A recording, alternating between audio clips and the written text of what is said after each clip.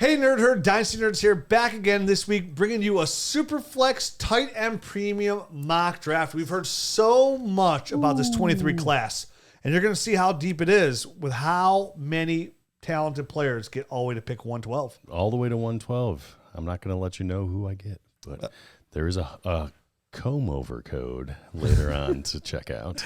Well, you're not going to get too many because I'm just going to take all the good ones before you have a chance. Thanks, Gary. You're welcome. Quarterback eccentric. Ready, set, hut, hut. Welcome to the Dynasty Nerds Fantasy Football Podcast, where we discuss Dynasty strategy, rankings, and all things NFL. So get ready to geek out on fantasy football with your host, Rich Dotson.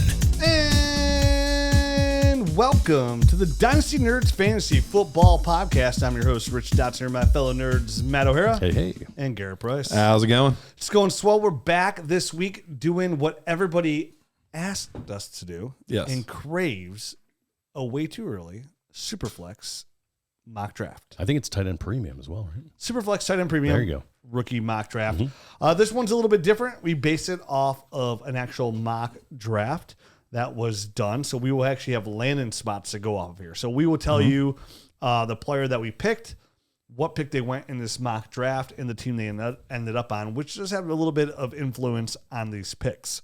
A little extra backstory, right? Yeah, a little backstory. We were talking about backstory just a little bit ago. A little before Lord the of the show. Rings. So we'll get into that, talk about that. Nerd Herd episode. I do have a winner for the new league we're doing, Nerd Herd 4.0. And we'll talk about that. And we'll be continuing this mock draft for round 2 Deuce. into the second show. So tune in for that or join the Nerd Herd to get the show. There we go. A lot of good stuff going on. Download the Dynasty Nerds app. Before they do that, we just gave away $400 yesterday Look at us. to our Prize Picks users. So generous. And we did 2 for 2, which was 2 people win $200.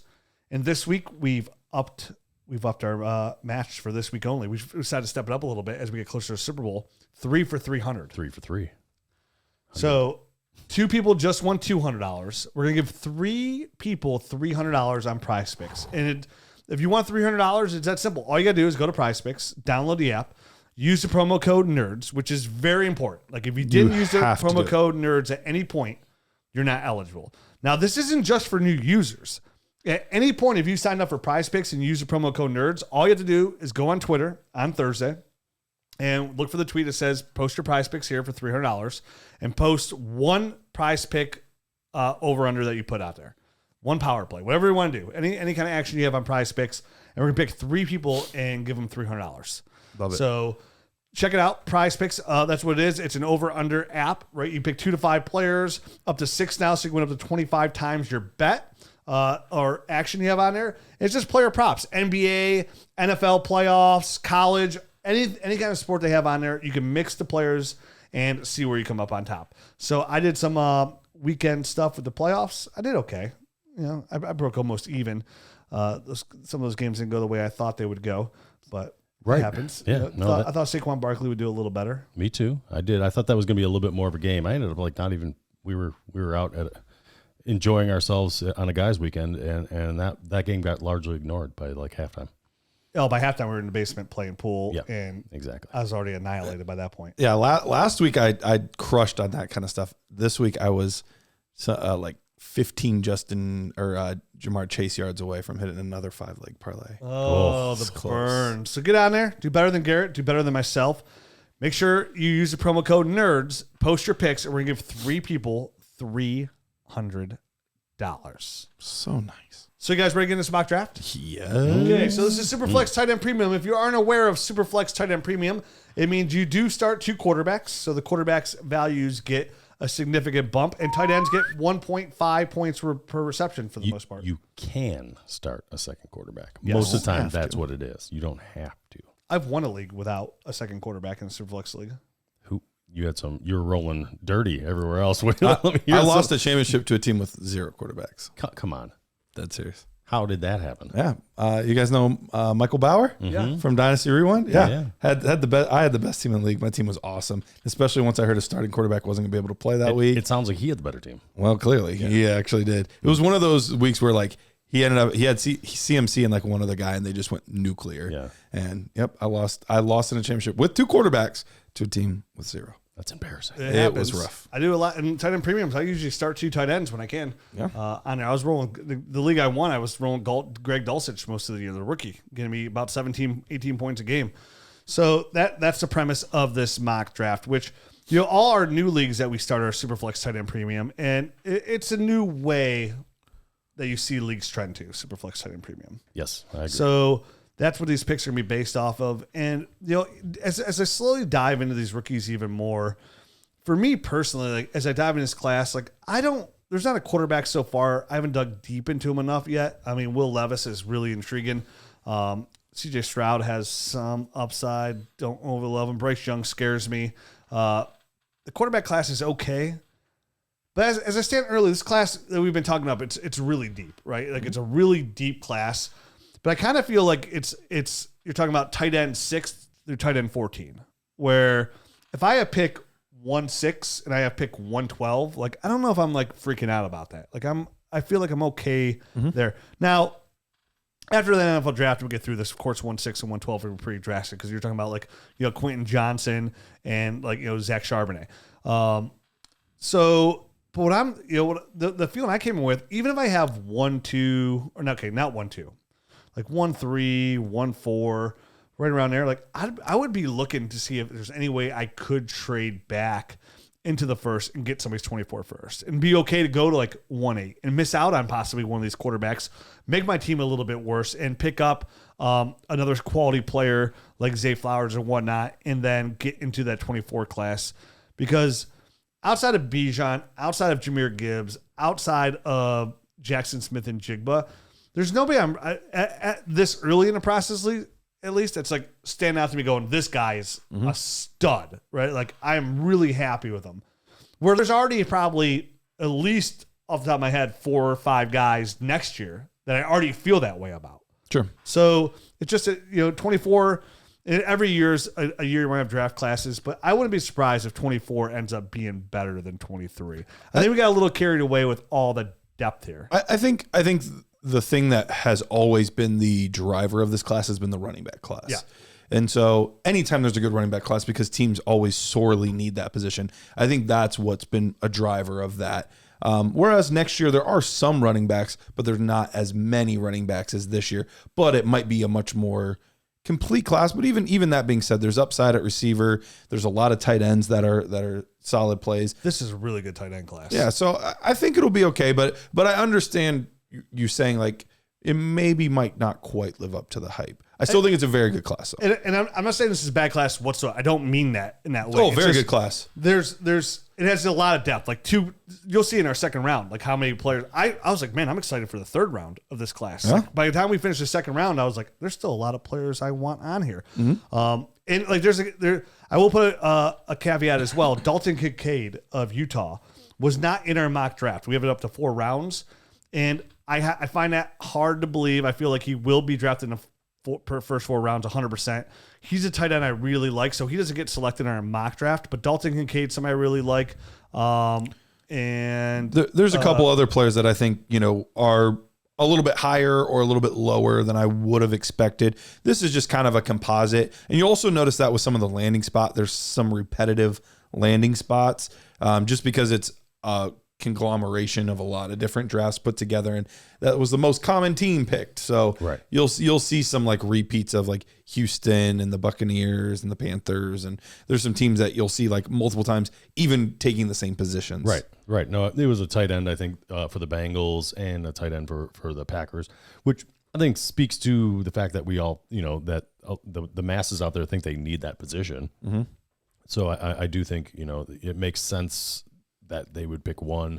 But right, this was a conglomeration. They put together a whole bunch of mock drafts and kind of took the average of where these guys landed. So that's how this mock draft was formed. It was a whole bunch of mock drafts, and they took the average high in whatever team they went to. So don't come yelling at us and say they already took a running back. Why would they take another running back? Like, and this is just we didn't choose this. Right. This is just an exercise for us to kind of, hey, if this happens, right, and make this kind of a more interesting process. So let's dive into it. I have 1-1 in a super flex draft where normally I constantly preach, go quarterback, quarterback, quarterback. Not this year. This is a pretty easy selection for me. He ends up going in this mock draft 119 overall to the Tampa Bay Buccaneers, and that's Bijan Robinson, running back out of Texas, 6 foot, 220 pounds. Coming off another monster year where he had 1575 rushing, 18 touchdowns. So, 19 receptions, 314 yards, 2 touchdowns there. This is somebody who's just a freak, right? This is somebody who is probably one of the most talented running backs we've seen come out of college probably since Saquon. Yep. And he's coming from Texas, which is, Texas is a powerhouse state, 6 foot, 220 pounds. And he is the prototype size and build that you want out of an NFL running back. With his athletics, like all his traits are just what you Premier. exactly look for. And he's fast. I mean, this is somebody who could probably clock in at around the 440 flat almost even into 40-yard dash. And that's we don't even know how high he's going to jump, how much his broad jump's going to be, any of that. But he consistently makes defenders look silly out there when it comes to being a running back at the next level. Robinson, he's really good in the run game. He's good at the line of scrimmage, blocks, sets up defenders, catches the ball extremely well. This is somebody who ran a full route tree at Texas. I mean, he'd be downfield 30 yards at times, and still the way for a running back of his size, the way he can move laterally so quickly and make these defenders look foolish, it's outrageous. Yeah, and I mean, did you mention that the pass catching ability as well? I mean, and that's like where I see him standing out and being an excellent, 3-down back is they can use him in the passing game. They could probably split him out wide and have him run some routes. He looks that natural and that good. I mean, he still looks like a running back because he's 220 pounds and around 6 foot, maybe a little bit a hair under. And he's stocky. You know what I mean? He's a stocky build guy. He was running wheel routes 30 yards downfield. Right, and he was elevating. You said we don't know what his vertical is. It's enough. I've seen it on tape. He can get up there, man. So, Bijan Robinson, special talent, obviously, and special athlete. So he should be going 1 or 2, depending on landing spot for some of these quarterbacks and kind of need at the position for whoever's drafting number 1. One of my favorite stats every year for any running back, because I feel like this tends to be something that if I wanted to pick one stat to kind of tell me, like, is this guy a stud running back or not, it's forced missed tackles. Bijan Robinson led all of college football in forced missed tackles with over 100 this season. He had 104 forced missed tackles. So just a really good athlete, really good player, a guy that has the pedigree all the way from high school to now, and we're expecting him to be first round, maybe even like top half of the first round, which we don't see as much anymore for running backs. Like, he's the total package. And where the Dynasty Gold comes into effect as well is he's a 3-down back, right? Like, he excels in pass protection. So he's a real smart football player too. I've said in this podcast, him coming to the league, he'll probably be my Dynasty running back 1 overall in my rankings to start the 2023 season. He's that special. I've only done that a couple times with rookie running backs coming in. There's been like guys like Saquon and Zeke Elliott, but that's really about it for me since we started doing a podcast where these young guys come in and are Dynasty running back 1 overall. And if you ask the question, why are they Dynasty running back 1 overall, and what makes a player like Bijan Robinson special, after you see guys like Saquon having the year he had, and Jonathan Taylor likely to bounce back after that, the year he had, and Josh Jacobs had a monster year, or the Austin Eichlers, or the Kenneth Walkers, or Devontae Williams, because when it comes to the running back, every year matters. Every single year matters. So anytime you get a bonus year out of a running back, and definitely one that was born in 2002, which is what Bijan was. His birthday's coming up here in a couple days, where he'll be 21. Yeah, on the 30th. So that matters. Like, every season matters, because if you miss one season, when the average lifespan of a running back is 4 years for a decent one, that's 25% of their production overall, and that's just too valuable to throw out the window for a running back. And Bijan's the kind of player where he'll probably be an outlier, and he's okay into a second contract, but you're going to get being a first-round pick 5 years out of him before he signs a second contract. And at that point, having him on your Dynasty team is almost a lifetime. When he signs that second contract, he'll still hold probably just as much value as he does the day he's drafted by the time he signs that second contract. So this is a player they can invest in, get immediate returns right away to help you propel you to championship level caliber dynasty team. And we already mentioned how you should probably try and trade out of this pick at 1-1 for the right haul for Bijan. Mm-hmm. But he's also going to be able to get you a really good return for running backs plus when you're already at that championship caliber level. He's just a fantastic investment for your dynasty team. So that's why he's my pick at 1-1. All right. I was up at 1-2, and I knew for sure I was going quarterback here. I had no doubt about that, even though, I really like Gibbs and Njigba and all that stuff. I knew I was going quarterback here. The tricky part was deciding which quarterback I wanted to go with. There's two kind of main guys that we've been talking about for a long time: C.J. Stroud, Bryce Young. Will Levis has kind of entered that picture as well. And even, there's some that would make an argument for Anthony Richardson just with his freakish athletic ability and some of the things that he can do. But he's going to be one, and Levis too, are going to be guys that we're really going to need to see, like, where is the draft capital? Because we saw that last year with Malik Willis, where, we really thought first round pick. I was in a startup with a guy that I really respect and has a lot of good knowledge, but he took him in the second round of a startup, like, overall. Wow. Yeah. So we got to be careful with some of these quarterbacks if we're not confident. So I'm very confident that C.J. Stroud and Bryce Young are both going to go very, very high in this draft. For me, it actually kind of the tiebreaker, because I have them neck and neck. Tiebreaker for me was, in this mock, we had Bryce Young going to the Texans, which is just a tough place to go right now. They're completely devoid of talent outside of, like, Laramie Tunsil, because we don't expect Cooks back there, and the next best guy, I guess, on the offense is Pierce. Damian Pierce. Yeah. Yep. So I went with C.J. Stroud at 102, a little bit safer. I also liked the Colts landing spot a little bit better than I liked the Houston Texans landing spot. There's at least a bona fide guy to throw the ball to in Michael Pittman Jr. The line needs some work, but it's still a solid unit. You have Jonathan Taylor back in the backfield. So felt like there was a little more to work with there. And C.J. Stroud is, for the things that he lacks, and he's not a fantastic athlete, but he is one of the most accurate passers, especially when given time. He almost never misses if he's got time in the pocket. He's got to work a little bit on pressure, which most rookies do, dealing with pressure and things like that. But feel like it's a safe pick. I feel like he's going to be a productive quarterback for a good amount of time. There's better ceiling plays, but I just really didn't want to miss here. I felt like Stroud to the Colts made a lot of sense.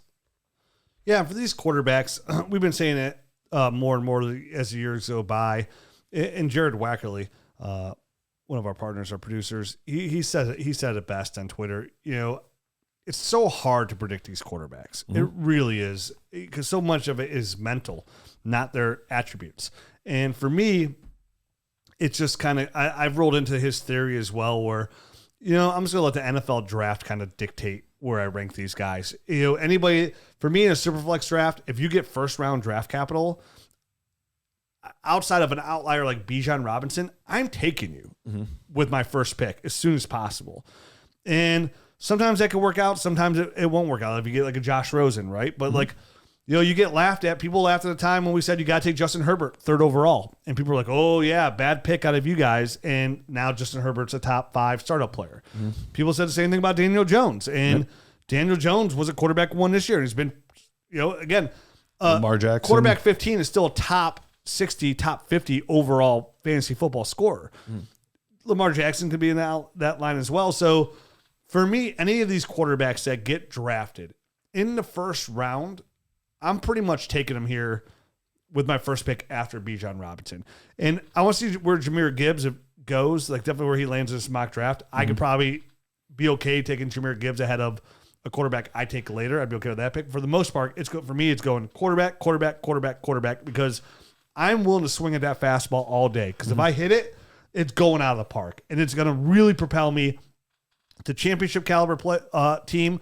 But not only that, you get to remember, it's not just about your team. Like, if you need so much more, you can get an instant return. They're insulated. They hold value, right? Because if they have first round pick, even like a guy like Zach Wilson going this year, he didn't drop value. Like, if you wanted to trade him, they're insulated picks, these quarterbacks.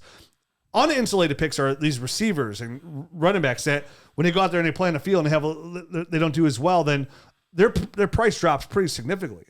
A first-round quarterback will still hold value they'll hold some in your value. Superflex league. So if you don't even feel that good about it, you want to get out, you can get a 24 first, a decent pick in second probably for that quarterback. So they're insulated prospects. And if they do pan out, say you drafted Trevor Lawrence and you drafted Justin Fields and then you drafted Brock Purdy and you got somebody else and you have 4 quarterbacks. Well, maybe I don't need this guy. Yeah, you still need him because now you're in position to sell one of these quarterbacks. And if a quarterback hits, that enters you into the conversation of Justin Jefferson, The best player Jamar at Chase, a position. Jonathan Taylor. Yep. Like at the time where Justin Fields was just, playing okay, if you offer the Jonathan Taylor owner, hey, I'll give you Justin Fields for Jonathan Taylor, they're going to laugh you out the park. Now, if you want Jonathan Taylor, you're getting Jonathan Taylor plus for Justin Fields. Right. That quickly, in 6 months, how much it could change. They're that kind of players. They set you up to get the assets that you need, and you no longer have to guess for the rookie draft. Let the other teams do the guessing for you. Because, listen, all these picks are risk, right? Even as solid as Bijan is, he's a risk, right? Saquon coming out was unbelievable. Running back 1 overall his rookie year, and then it took him 3 more years to be running back 1 again. We don't know what's going to happen. Jonathan Taylor, 1 really good year, 1 bad year. We just don't know. So everything's a risk. And if you're playing in a league where you could start 2 quarterbacks, the best risk to take will be a CJ Stroud. Matt, you're up. All right, so my next pick, I did go along the same lines as kind of your thought there. I went Bryce Young. It was for me. It was between him and Will Levis. For the record, he knows that's not how he pronounces it. He just wants to. I just want to. I'm wearing Levi's, and it's spelled the same, so I'm calling him Will Levis from now on. No. Anyway, Will Levis. I'm just going to go with the pedigree on this one. I haven't dug into the Will. I can't get Levi's out of my Levis. I haven't dug into the tape enough on Will Levis to put him above Bryce Young quite yet. But there's some concerning things about Bryce Young. He's listed at 6 foot, 194 pounds. I would be very surprised if he was 6 foot, 194 pounds when all is said and done. And he's not like this great athlete that's going to get you a bunch of rushing yards or anything. He had 185 rushing yards last year. So, it was nothing to write home about. That's not like his game. So to be a smaller quarterback in the NFL that really doesn't offer much rushing upside, it's going to be, I think, a long road to hoe for him to be successful in the NFL. Just finding lanes where he can throw at what I suspect to be closer to 5'10" than 6 foot. It's just going to be hard. So it's not enough where I'm discounting him completely and not taking him 3rd overall in a Superflex mock draft this early, but it's a concern that I'm going to be carrying along this whole process, right? So when I'm watching tape, he's almost going to have to defy the odds for me and do special things every step along the way for me to kind of keep him here, I think. Because, 32 touchdowns, 5 interceptions, 3,328 yards, all good numbers. But they're also not like eye-popping. 64% of the pass completion percentage, good, but not great. You know what I mean? And for a guy that's 6 foot or sub 6 foot, I almost want everything else to be great. So we'll see if he maintains this throughout the process for me. But for now, Bryce Young to the Texans, like you had mentioned, at 1-2. At 1-2, no less, is my pick here at 1.03 in a Superflex mock. Yeah, he scares me as well, Matt, just because of his size. I can't wait to see these combine numbers really come in. Because, if he's at 5'10", I'm going to have a real hard time, even if he goes 1-2, like putting him on my Dynasty roster. Because you said, find these throwing lanes. We've seen these influx of smaller quarterbacks come through, get high, pick. Kyler Murray, everybody's down on Kyler right now. And his size has affected him. But he has produced for fantasy, though. He has. With he's his legs more than anything. He's a superior athlete, though. He is. And wins in different ways. But I think Bryce Young's a superior thrower. He's a super accurate. And so for me, I'm not like strong like yes Bryce Young, but I'm not strong no Bryce Young either. I'm gonna let the process play out. I want to see what happens. The size, while it's not ideal, I don't think it scares me quite as much as it does you guys. We've seen a lot more smaller quarterbacks come in recently. So The NFL, you want the size, but it's not the end of the world. We still see Drew Brees did it for an entire career. Russell Wilson did it for up until this year, basically. It's not a death sentence to me. It's not a death sentence, but I stand by what I said. Being that size, I think he's going to have to kind of overcome a lot and wow me in a lot of areas. And I haven't watched enough tape to be wowed or turned off. I want to see him in some bad spots and get out of them. And those are the kind of things I'll be looking at, see how he handles the pressure and just getting hit in general. So I want to see how he does with all that kind of stuff. All right, I'm next on the clock, and I'm at 1-4 here, and I'm going to select Will Levis out of Kentucky. He gets drafted at 1-7 to the Raiders. So I really like the spot where he gets drafted. Having Devontae Adams there. Hopefully Josh Jacobs gets back. But Will Levis, quarterback out of Kentucky, 6'3", 232 pounds. I mean, he's a big, athletic guy. Comes from athletic background as well. His grandfather played football at Cornell. And when you watch him, I mean, you see a big, athletic run, quarterback. Somebody can get down with his legs. I mean, how many touchdowns he have on the ground? He had, I think 9 touchdowns on the ground as well as go with his 24 touchdowns and 13 interceptions. Somebody who started at Penn State ended up transferring to Kentucky because he wasn't playing at Penn State. And when he goes to Kentucky, that's when things really start to go really well for him. Led the Kentucky to a 10-win season, which is really impressive for Kentucky in itself. Right. That's a really big deal. Was setting records left and right at Kentucky as well. Just going out there, putting up really big numbers, 43 touchdowns, 5,233 passing yards, and 17-7 record overall. That's really good. And being at 6'3", 232 pounds, I mean, that's a big guy, right? Like twice the size as Bryce Young almost. Twice the size. For me, that he's coming out. I mean, he's running a pro-style offense at Kentucky, which is also a really nice thing for him as well. So he gets to come in and hit the ground running. And of course, I mean, there's things, his accuracy is not as good as Bryce Young or CJ Stroud. Sometimes he can make some bad decisions as well. But in the right situation, the right coaching, this is somebody who can come in and be an above average quarterback. Like from the tape that I saw, like he's intriguing. I watched every snap of CJ Stroud's career. And to me, CJ Stroud I come away a lot of times feeling like, am I watching Kirk Cousins? Like, is that what I'm watching here with CJ Stroud? Yeah. Where he's good and he's come in and be a slightly above average, but like, is he the quarterback that I really get the highest ceiling from? Bryce Young, we mentioned his accuracy, but his height, that could be a huge detriment in the NFL level. It really can be. I've seen that over the last couple of years as some of these guys come in the league. Will Levis, to me, offers, the two guys after here offer the most upside of all these quarterbacks that we're looking at. And for sure. If he's getting drafted top 10, which is probably going to be expected here, I honestly wouldn't be shocked if he gets drafted ahead of Bryce Young in the NFL draft. I would not be.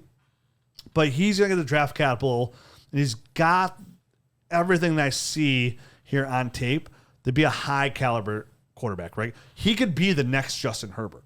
Like he can, and be the third quarterback taken and really elevate my team. This is somebody where if he does fall to 1-4 in his rookie draft, if it starts to play out this way, I would be actively trying to trade up here. Just like I was for the Justin Herbert days and Daniel Jones. Yep. Daniel Jones and Justin Herbert are two players that were the third quarterbacks coming off the board that I was aggressively trying to trade up for in all my Dynasty rookie drafts. And I was able to accomplish that feat in a majority of them. Because a lot of people are like, hey, I'll trade back because you're going to take the quarterback, and that means I can get Michael Mayer. I can get Quinn Johnson. Whomever I want. And a lot of that happened. Right. And these people were so happy to get these receivers and running backs, and I was just so happy to get the quarterback.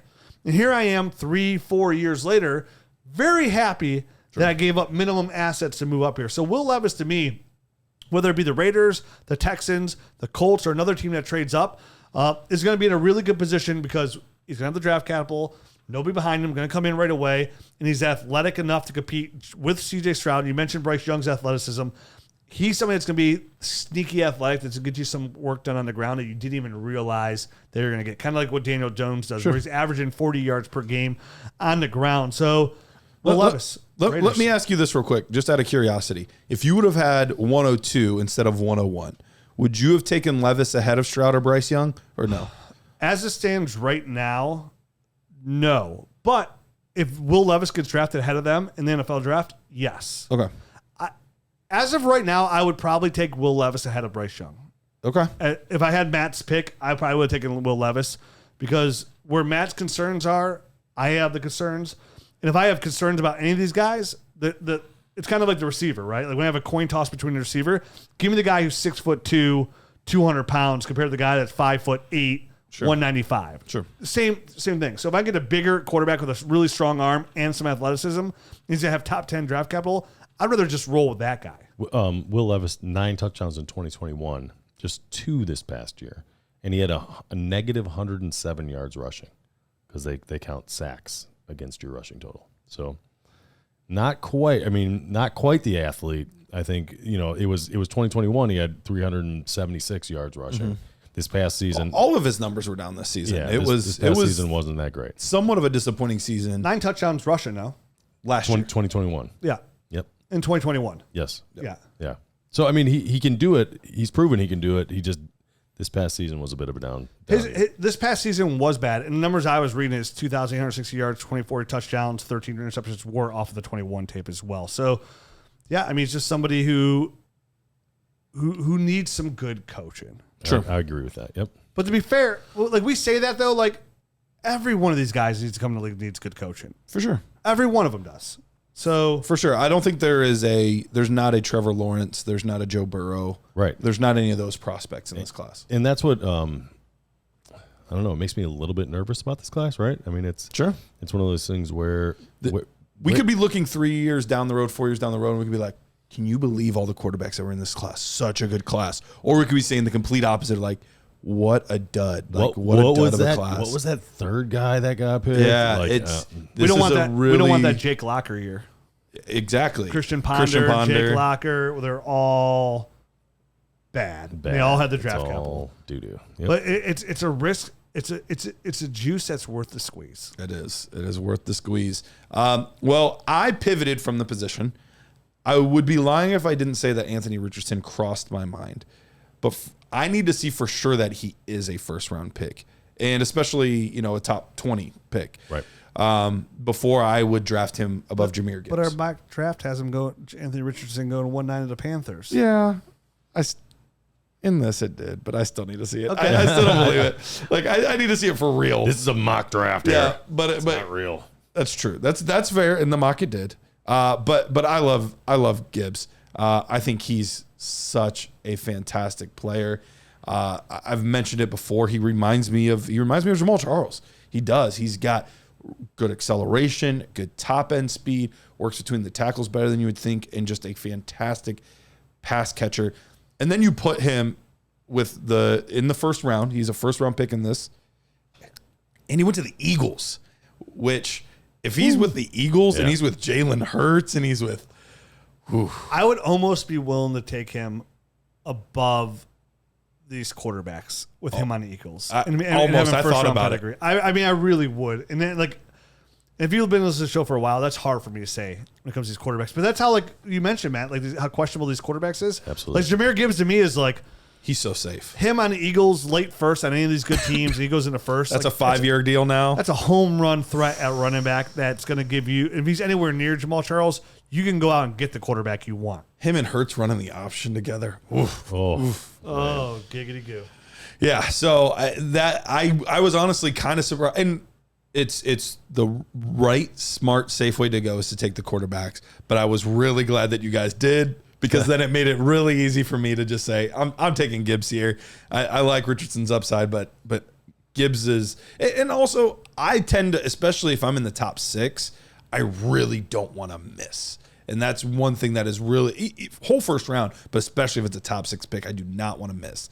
And I really feel like Gibbs is one of the most safe players in the class. I think it's stripping away a lot of the risk that you're getting from the quarterbacks, and it's adding a level of explosion. You know what I mean? Like, there's only so many guys that can do the stuff that he does, stop, start, and just quick acceleration type of stuff. So Jahmyr Gibbs is a really nice pick right here. I really like it, and I think he's going to be a threat in the passing game as well. It's like PPR gold, man. I really do like the pick here. I wish he would have slid to me with the next pick. At 1.06, I had my choice of do I go back to the quarterback or do I pick the best player I see on the board at wide receiver, and that's what I ended up doing. Jackson Smith-Njigba, pretty easy pick for me here. Again, speaking of safe and stuff like that, but I love the landing spot as well in the mock draft. He went 21st overall to the Chargers. Obviously Keenan Allen and Mike Williams both getting a little bit long in the tooth, and I think Smith-Njigba would be the perfect place to learn from Keenan Allen and just kind of slide right into that role, and kind of a couple years from now it's in Smith-Njigba and Mike Williams, and then as Mike Williams ages out, it's a perfect timing for Smith-Njigba to kind of come into his own and be like the number one guy there. Yeah, I was in the film room watching some Jackson Smith-Njigba tape from 21 as well. When I was looking at some 21 tape, I was looking at some Will Levis 21 tape, seeing his numbers were better that year. Right. And going back looking at Jackson Smith-Njigba, like how good he was that 2021 season on the field with Chris Olave and Garrett Wilson. And he was the best receiver on the field. And if Chris Olave and Garrett Wilson come in and do what they did, Garrett Wilson just won Offensive Rookie of the Year. Olave was easily in that conversation as well. Knowing how good Jackson Smith-Njigba was with those two on the field, and the fact that when they asked Olave and Garrett Wilson, "Hey, who's the best receiver on your team between you two?" and they both said, "Neither of us. It's Jackson Smith-Njigba." He does seem like a super safe prospect to the point of like his floor is like a wide receiver too. Like that's his floor. And when I'm looking at safe players, like Garrett said, I want to come with a safe player. My three safest players in this draft are Jahmyr Gibbs, Jackson Smith-Njigba, and Bijan Robinson. Mm-hmm. Outside of that right now, and like you said before, Michael Mayer, he seems pretty safe as well. So I'll throw him in that class as well, even though tight ends dip a little bit. Like there's four players I can say right now that I would give my stamp of approval, like, oh, these guys are almost bulletproof. Like I feel like getting them is a home run threat. And in a Superflex league, some of these guys are going to get bumped out. And can you get up to get them is going to be the case. Like, what's nice is if you need a running back so bad and a guy like Jahmyr Gibbs falls to 5, that's an obtainable pick. Yep. And what do you do to get there? That's the question. And what do you have to give up? Because for a guy like him, it might be worth it. The same thing can be said with Jackson Smith-Njigba. Yeah, well, I'm glad you mentioned that you were watching Jackson Smith-Njigba in the film room because we actually just launched a huge update. And look at some of the names in here: Anthony Richardson, Bijan Robinson, Bryce Young, Deuce Vaughn, Jordan Addison, Jahmyr Gibbs, Quentin Johnston, like all of these guys, Sean Tucker, Zach Charbonnet, like the biggest names in this class.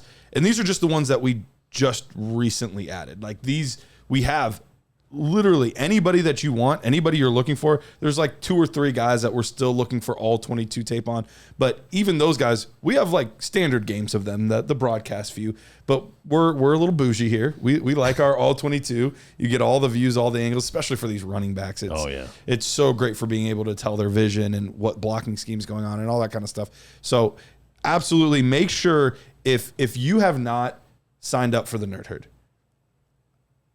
this alone, the film room before the rookie draft, even if you're like, I only want to do it up until the draft, fine. Just do it up until the rookie draft. But the amount of tape that you get to watch is just absolutely phenomenal. So right now, use code FILM15 for 15% off your membership. FILM15. And we're even going to use this as like the sleeper buy of the week. You need to buy the Nerd Herd to get the film. So that way you can get in the film room, watch Bijan, watch Charbonnet, watch A-Chain, watch Bigsby, watch all these guys and enjoy yourself on every single poop break you have from now until May. Because they're all the buy of the week. Every one of these rookies. The buy of the week. Every single one of them. That's right. So I'm on a clock, or you're on a clock. Am I on a clock? You're on the clock. I'm 107. So I'm on a clock at 107, and to me, this was the easiest pick I've had in a draft. And you mentioned before, if I knew this player was getting first-round pedigree, then I would have been over him. And for me, in this mock draft, he goes 1-9 to the chart, the Panthers, and that's Anthony Richardson. And Garrett's right. You know, if Richardson slips the second round or later, then maybe he slides out here, but I still look at like 1-6 right here as his floor, or 1-7 as his floor for me, pretty much. Because when I watch tape on Anthony Richardson, this kid is salivating, right? He is so intriguing because the upside is he's a number one player in this draft. That's his upside. 6'4", 236 pounds. And if you give me first round pedigree, especially top 15, then you're considering him over Jahmyr Gibbs and Quentin Jackson Smith-Njigba because Absolutely. that's what he offers. I mean, this guy has the size, the strength. His arm is a cannon. And he can move. He can run. You know, if we can see him kind of progress like Jalen Hurts did in the NFL, or even like Justin Fields is kind of moving around. Josh Allen. Yeah. His upside is that, right? He brings that athletic ability in the run game that makes him a top 5 overall fantasy football player because he's getting it done with his legs. And his tape shows us some of his potential. I mean, he scrambles a ton, but he's not just a runner because his arm is so strong. And there's some games you watch him, he looks terrible. And there's other games you watch him, he looks like he should be winning Heisman trophies out there. And sometimes you see it in the same game. In the same game. I mean, this is somebody, when he comes in, I mean, for Florida, he was at Florida. He had 2,549 yards, 17 touchdowns, 654 rushing yards, and 9 rushing touchdowns. And this is an SEC. So this is all against the best teams possible that he was doing this with. So rocket arm, can flick the ball 60 yards downfield like it ain't no thing. Real shifty in the pocket as well, and then in the open field. The size and strength, so he's not really hard to take down. So he's got some real good maneuverability there. He's not easy to take down. Not easy to take down. Right. But, I mean, his throw mechanics are off. His accuracy is not beautiful.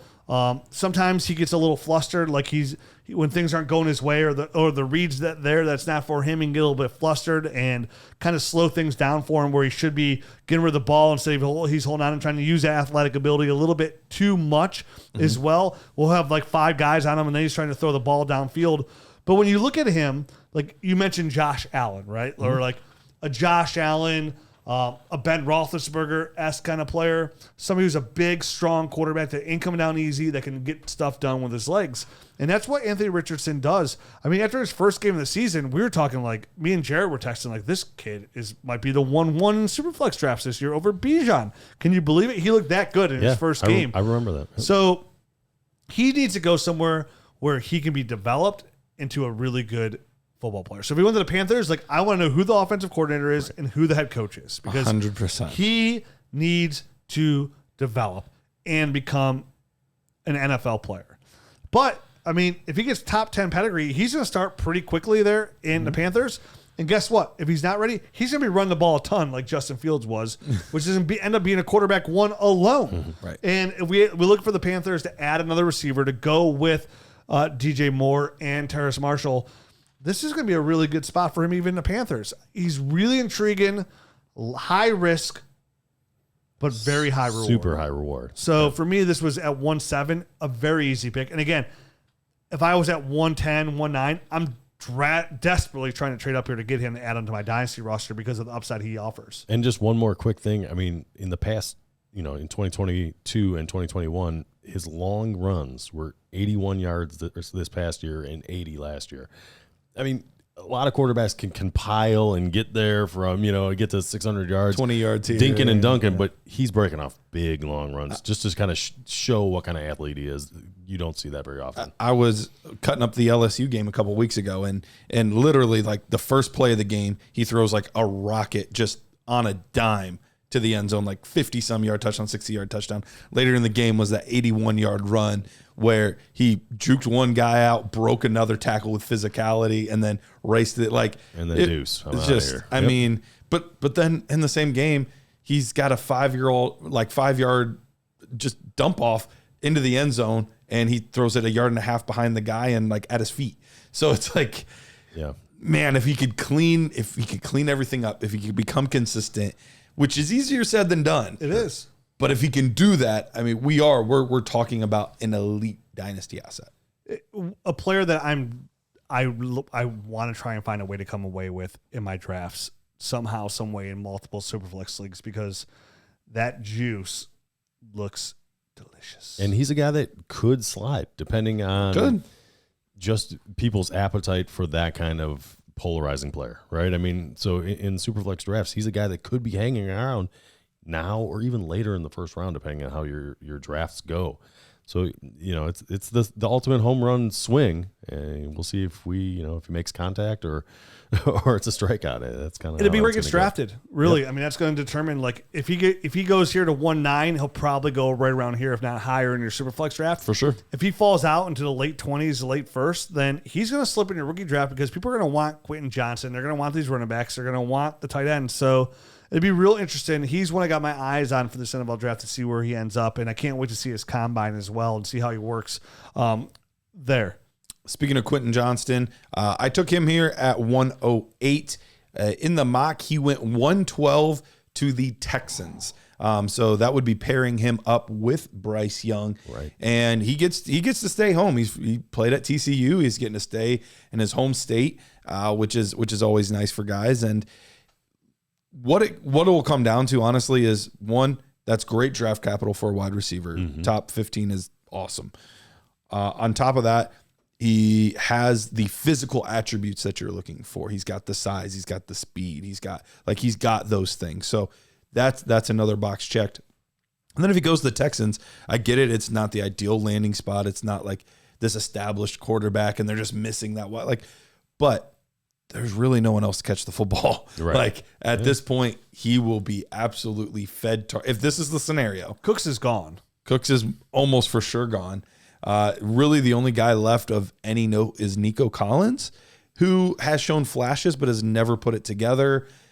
I think he's more suited as a big play wide receiver 3. Yep. But they need some more consistency. I think Johnston can be that guy. So I love getting wide receivers with good draft capital. They usually pan out, and even though I love this running back class, with the way this draft worked out, a lot of these guys fell to the second, third, even fourth rounds. And if that is the case, which might be, might not be, we don't know. Sure. I am gonna take the first round pedigree wide receiver over the second, third, fourth round running backs. Well, it depends how high in the second round these running backs go. Sure. But I agree. And I mean, when it comes to Quentin Johnson and Texans, I'd be somewhat surprised from what I've seen. If I'm the Texans, I'm taking Jackson Smith-Njigba. I think a Texans good draft would be take CJ Stroud at 2 and then pair him up with Jackson Smith-Njigba at 12. But the two players I've seen the most in all the mock drafts I read, and I read every one I can get my hands on, is Quentin Johnson to the Texans and Michael Mayer to the Packers. Those are the two ones I see consistently in every mock draft I see. So I'll be interested in that, how it pans out. All right. I guess nice lead-in. 1.09. I'm going to take Michael Mayer there. In the mock draft, he went 15th overall to the Packers. And obviously this is a need-based type of thing. And just the fact that Aaron Rodgers, if he's going to be coming back or not. Yeah, if it's definitely a question at this point. Regardless, they need more weapons for whomever is going to be quarterback there, right? I mean, last year it was Christian Watson towards the end of the season that really came on. Romeo Doubs, I think, was a nice story at the beginning of the year. Who knows if he's going to be consistent enough week in and week out to be somebody that's is a contributor, or is more like a Marquez Valdez-Scantling type of guy that kind of just pops up and does amazing things here and there. But Michael Mayer, for all intents and purposes, steady Eddie type of guy, led the Notre Dame in receiving last year, a little over 800 yards. And he has the prototypical size, 6'4", 265 pounds. He's going to be able to operate in the running game, and he's going to be able to go out and catch passes. He's like a nice dual threat type of guy. He's very solid. I don't think he's ever going to be Travis Kelce, but I do think he can be a volume type of guy. And depending on who is the quarterback of the future, we think it might, Aaron Rodgers might come back. He doesn't necessarily love the tight ends, but that clock is ticking. You know what I mean? Even if he comes back next year, who knows if it's 2 or 3 years from now when Michael Mayer is really coming into his own, who the quarterback is going to be. Because if Aaron Rodgers comes back, Jordan Love might be gone also. You know what I mean? So it might be somebody. It's hard to imagine them both being there next year. Exactly. So it's one of those things. In 2 or 3 years, it's going to be somebody different, most likely, right? I mean, so Michael Mayer, at this point, I'm willing to take the gamble, especially in tight end premium. I think he's the best tight end. on the board, and I'm going to go for it. All right. I'm up with my last pick in the first round at 110. And this was a pick that, to me, came away pretty easily. And I took Zach Charbonnet out of UCLA. He went 220 in our mock draft to the Dolphins. And that's huge for me. That's huge. Because one, I already like the player. Yep. But I'm going to say this now. Whatever running back goes to the Dolphins in the first 3 rounds is getting a massive bump in my eyes, because I love Mike McDaniel's scheme when it comes to fantasy football running backs and running backs overall. And the fact that you're going to have Tua there with 2 really good running backs to really open up that middle, this would actually be a really good fit for a guy like Zach Charbonnet with the Miami Dolphins. 6'1", 200 pounds. The guy's a bruiser. If you all remember, he started his career at Michigan, which split carries with Haskins. He did okay there. He's bigger than 200. You list him 200. 220. He's like 220. 220. Yep. Yeah. I said 220. He got picked 220 for the Dolphins. Gotcha. And he split time with Hassan Haskins before he transferred to UCLA. And at UCLA, he came in right away and looked really good. 202 carries, 1,137 yards. He averaged 5.6 yards per carry. But then he came in that first year at UCLA at 24 catches, 197 yards. So it's some good hands there for a big back. Did even better the following year in 2022 when he ran for over 1,300 yards, 14 touchdowns, averaged 7 yards per carry, but he had 37 catches for 321 yards. So he really shows that he's very viable in the passing game. So for me, this is a bigger smash mouth running back who's got some really good feet, could be a little elusive in the passing game, was somebody who you didn't really fumble the ball ever, was safe there. His pass protection grade out really low. He got worse at pass protection as the more he played, which is kind of weird. So that kind of hurt him a little bit. But this guy is a bruiser, hard-nosed runner who's going to get in there and get those tough yards. And if you put him on the Dolphins, which is where I have him here now in this mock draft, you're talking about a high-end running back 2 potential to running back 1. Definitely for a running back like him who you get him inside the red zone, definitely around the 5, he can pound that ball into the end zone for the Miami Dolphins. So I already like the player. I think I took him in our last way too early mock draft as well in the first round. Yep, right around the same spot. If you put him here on the Dolphins, this is right. I mean, I feel like everybody ahead of him is valid there. But if he goes in the second round to the Miami Dolphins, you're talking about Zach Charbonnet getting a massive bump, and his validity can go up to high as like 1.4, 1.5 right around there in a super flex mock draft. And the nice part too is it's not just the landing spot. Yes, that's a juicy spot. A running back to the Dolphins is going to be awesome, but he's a legitimate player. Like he's a legitimate athlete. He's won everywhere he's gone. I was surprised he didn't declare last year. He was really within the first few backs that people were talking about. We did tape prep on him last year. I remember it. Yeah. You know, and then he decided to go back to school, and it was a bit of a surprise, especially knowing that this was a stronger running back class. But this isn't like shocking to me that he's being mocked in the second round. I think there is a real chance that he could be a second round running back. He won't go on day 1, but day 2 for sure. He's going on day 2 somewhere, either in the second or third round. Yep. And this is a great spot. All right. For me, I'm at 111 here, and this pick kind of felt like Jahan Dotson last year. Matt messaged me after this. He's like, Garrett, there were like 5 times that you sniped me. I'm guessing this is one of them based on the look on your face here. Yeah. So I ended up taking Jordan Addison. Jordan Addison was originally at Pitt. He transferred to USC. He was fantastic everywhere he went. A little bit of an undersized player, but just gets things done, does things the right way. He went in the mock as pick 114. So if you're telling me that there's a guy that you can get that was a top 15 pick in the NFL draft to the New England Patriots, and that's why he slipped. Pushed down. Yep. Same thing that happened to Jahan Dotson last year. People saw they went to the Commanders, and they're like, eh. And then guys that were drafted behind him all leapfrogged him, and people were taking, Christian Watson and, all these different guys ahead of him. And I think you look at the player, he's a legit player. You look at the situation. Yes, the Patriots are not traditionally known for drafting wide receivers, but they're in desperate need of them. No, they are. They do. They're known for drafting them, just not well. There we go. Thank you very much. Yes, absolutely. But I was happy that he was still here.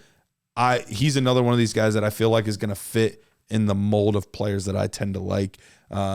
Not far off from an Amon-Ra type guy, and just does a lot of things smooth the right way. I expect there to be a turnaround in this offense as well with the hiring of Bill O'Brien. I mean, he's a guy that knows their system and knows a lot of these college players. I mean, he's been either scouting to get them to go to Alabama or, coaching against them for the last, 2 or 3 years. So I think he's going to have a very good bead on players, and I'll be very interested to see kind of who they pick on offense. I feel like that's going to be more of a hand-picked thing from Bill O'Brien. With Jacoby Myers being a free agent, I mean, somebody can come like right here, Jordan Edson, come immediately step in and be the number one guy in targets, come away with 103 receptions for 1,000 yards and 5 touchdowns his rookie year. Yep. And say what you will about Bill O'Brien, the general manager, because he was not good at that. Really, really bad at that. He is a good coach. He is, and I think he is going to turn around that offense. He did. I mean, he turned around the Houston Texans. Right. They were a good team. Right. He just made some really bad trades. Very bad trades. And draft picks. Yeah. He's not the best, but he's a good coach, and I think he's going to turn that offense around. So the landing spot, while it looks bad and almost feels a little dirty, it's very good capital, and I think that offense is headed in the right direction. Which brings me to the last pick of the first round. And with this, I kind of going up and down the board trying to see who stood out. And Jalen Hyatt, I picked him in the first way too early mock draft. And what do I know? I was like, he's not going to like the late second of the NFL draft. And here he is. He got picked 25th in the first round, and he's going to the Giants. And this is a guy that brings a little bit more size than the other guys on the team. He's 6 foot, 180 pounds. So he's not really stockier, but a little bit taller than the other guys. And watching this guy's tape, I finally got a chance to actually look at it before this. He has got another gear. He's running away from Alabama defenders. You know what I mean? Like, that's another gear. So as long as that kind of stuff translates to the NFL, which I don't see why it wouldn't, like, he's going to at the very, very least, be able to break some big plays. Does he need some refinement? Absolutely. This guy that won the Blitnikoff Award. I mean, so there's some stuff, there's some tools there to work with. I'm interested to dig in a little bit more to see if he's anything more than just a deep threat. But for right now, with this draft capital, going to the Giants and just knowing that he's got filthy speed, I'm going to take him here in the last pick of the first round. He helped put Alabama on the ropes. And when you were talking about going back and watch Bryce Young tape, like, hey, where did he step up and come big time? That's probably a really good example of that game in First Tennessee when Bryce Young did step up and bring that team back with literally seconds to spare to come out and beat Tennessee, where they were almost upset. Did they beat Tennessee? I thought Tennessee won. Yeah, I think Tennessee won that game. Yeah, Tennessee won. They did they win that game? Was that a game they lost? I'll take a look. I think Tennessee lost to Georgia, but I'm pretty sure they beat Alabama. Did they beat Bama? I think so. Oh, that's right, because that's when they jumped up the rankings. Right, they were like the number 3 team in the country. That's okay. Why do I think that was the game that Bryce Young? He did have a couple games where he brought Alabama back from. I thought it was Tennessee, but you're right, because that's the week that Tennessee all of a sudden jumped up real high. Yep, and then they got demolished by Georgia. Destroyed by Georgia. Right. I had it mixed up. You're right. Sorry about that. Yeah, it was a close game, 52-49. So it was a close game. Yeah, Bryce Young played well that game at the end. I'm trying to think of the game that Bryce Young came back and won at the end of it. Now I have to go back and see. There's an overtime. I feel like win the college season was a lifetime ago. Overtime win against Pitt. That was real early in the season. Okay, never mind. Yeah. Well, he did beat Bama, so even better. I mean, how many touchdowns did he have that game? 5. Yeah, it was 5. Yeah, okay. Had 5 I touchdowns. do remember that. 207 yards, 5 touchdowns. Dude smokes, man, and he's fast. That goes a long way with some of these guys, and we've seen players like him have success. Well, we know that role works with the Giants too. That was basically Darius Slayton, right? So absolutely. And he's a free agent, so fit right into that role, and he would crush. All right, that's it. That's our episode. We'll be back next week with AFC buys.